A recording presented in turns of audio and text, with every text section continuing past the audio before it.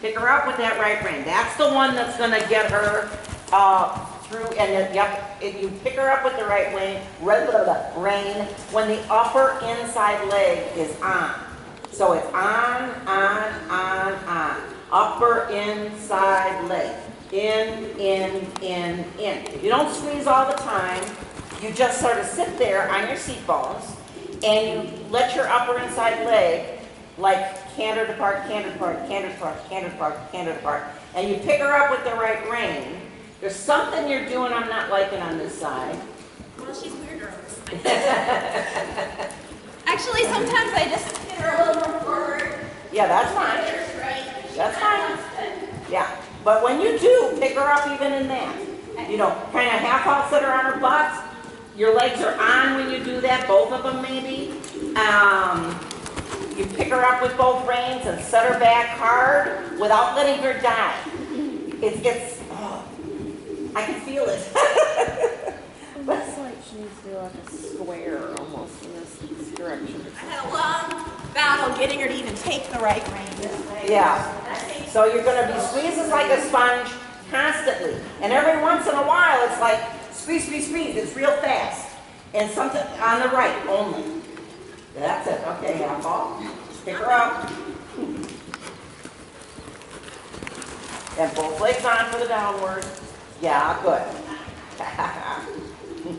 Give on that left rein and keep her on the right. The right rein's along the neck. Every once in a while you squeeze on it. Don't get doing anything rhythmical with that left rein. You can turn her by taking both hands slightly to the left. Wrap that right rein along the outside of her neck.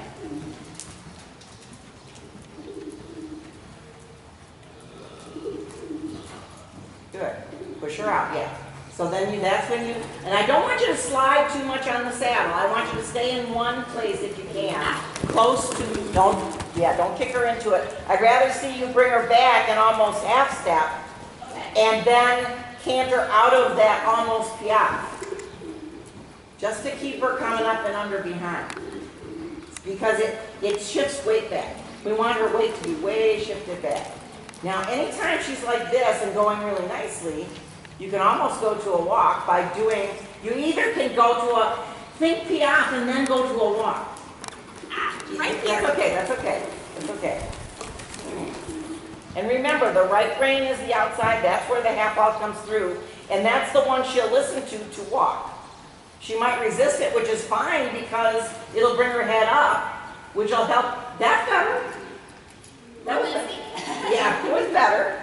It was better. There was not, a bad. So is it getting a little better to the left? Yes. I know There's something really, not quite. There's something not quite right about it, yeah. It's almost, it's not quite, I wouldn't say 4 beat, but it's something a little bit off. There's something a little bit off about it. I don't think she's quite straight. Right. And half outs have to really come through on that right rein. Everything you do in warm-up and in everything, double the bend to the right. Even in walk and doing leg yielding left, shoulder in right, almost haunches in on a circle right, haunches in on, and when you do that, it's on a smaller circle, so that you're trying to get her to just soften on that right rein and not pop her right shoulder. Like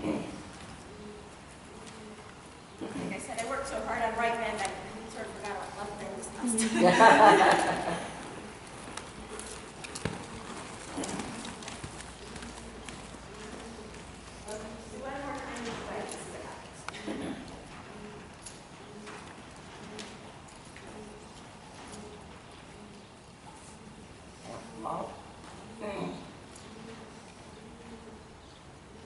So your half hop comes through before you canter, after you canter. There's another one. And everything is about setting her on her haunches.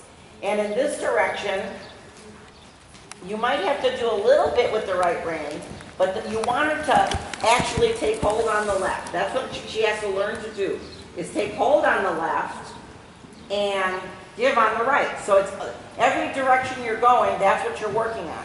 So you never get steady with that right rein because she locks against it and then she'll curl. you kind of pump it a little bit, like it's a squeeze, squeeze, squeeze, squeeze, or squeeze long, let go short, or half halt, half halt, half halt. You do a lot more. Yes. Did you feel her come up? Yeah. Yes. That's what you want to do, because your hands do stuff entirely different than your seat and legs. The minute you start coordinating everything too much into the same rhythm, Yeah, then they get what the old ministers used to get, like swinging like a bell. yeah. Yeah, and we don't want the bell. we want your, that, when they talk about independent seat and hands, I don't think people really understand how independent they are and how it's multitasking at its best, because you have to, good, that was really good. That felt really good. What you talking about? You can't do canter walk. I told you I need the canter. Yeah. The quality of the canter's so Oh, good. that's right. You said the quality of the canter Yeah, I has to could be tell there, it otherwise. was just stifled. Well, that's logical, because otherwise it's broken and you can't Yeah, get I felt like she was just sticking into it Yeah. and not Mhm. flowing into it. Yeah, that was nice. And she articulated her joints down, you know, that looseness coming down that isn't. She didn't Yeah. duck. Yeah, exactly. Very good. So you're getting her way back on the haunch now, much better. And it feels easy when they're Yeah, like and that, when you it's see like- her behind the saddle, it's like that. Yeah. And I like that. Yeah. That swing. That's what we're trying to get. We're trying to accept your hand. So, you know, she has learned that everything is easier for her and for everything if she just curls over. Yeah. But if she's running through her ears, Right. she's really not balanced. Yeah. And remember what I wrote to you about balance and throughness. They are so like related like that. Yeah. Yeah. You can't get throughness without some balance. And I'm not saying that it stays